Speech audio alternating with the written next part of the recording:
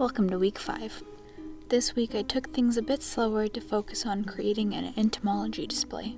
I sourced most of my specimens from Little Lauren Arts on Etsy, created a relaxation chamber using an airtight container with a 1-to-1 ratio of water to isopropyl alcohol, allowing the specimens to rest for about 3 days.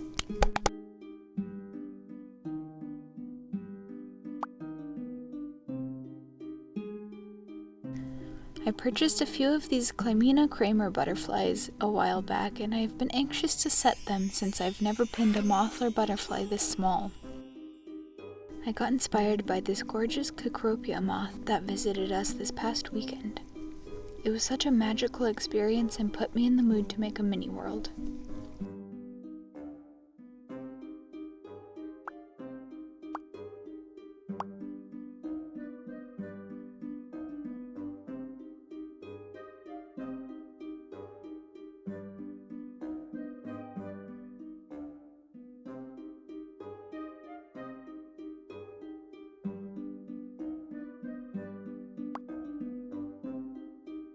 And here's where I lost a bit of this guy's wing. Poof, gone forever.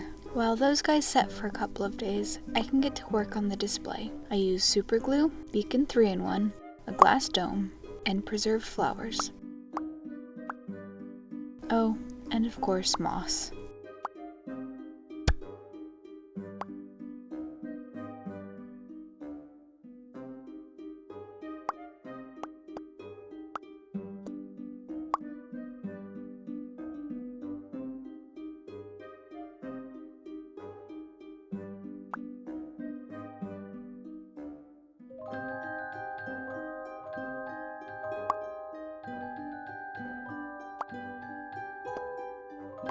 Here's the finished base, adorned with crystals, mushrooms, and a hidden little ladybug.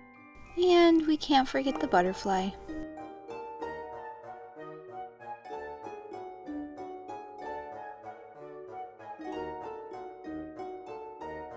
A little more about the Cecropia we encountered. I believe a different one, possibly its mate, came by a week later, fairly injured, and unfortunately passed later that evening. There wasn't much we could do to help it since these moths don't have mouths and have a lifespan of about 7 to 10 days. Nevertheless, I feel fortunate enough to have this little guy come to our doorstep, and it will be a valued addition to my collection. While handling this freshly deceased moth, a sense of excitement and trepidation coursed through me as I entertained the thought that it might stir back to life, its wings fluttering with a newfound vigor. Yet deep down, I knew the fear was unfounded. Taxidermy has always unsettled me. My mind holds the irrational possibility of these creatures coming back to life at a moment's notice. But bones and bugs have always been different.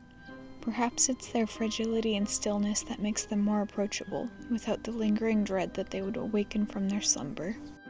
He'll need a while to dry out properly, but I have an idea of what I want to do with him when he's ready. We close this week with the completion of Willow Wart.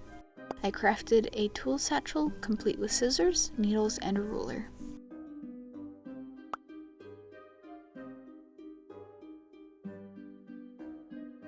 Additionally, I designed a lovely green hat inspired by Christine McConnell's Froggy Witch hat. Overall, I'm happy with how she turned out, particularly her sparkly skin that shimmers like a gemstone. I think her and Walter will make a great pair. Before ending the video, I want to express my gratitude to my viewers and patrons. I also want to give you a heads up that there may not be a video next week as I take a short break to recuperate and avoid burnout. If I do work on anything during that time, it will be to catch up and gather footage in the case that I miss a few days of filming. With that said, please don't forget to like, share, and thank you.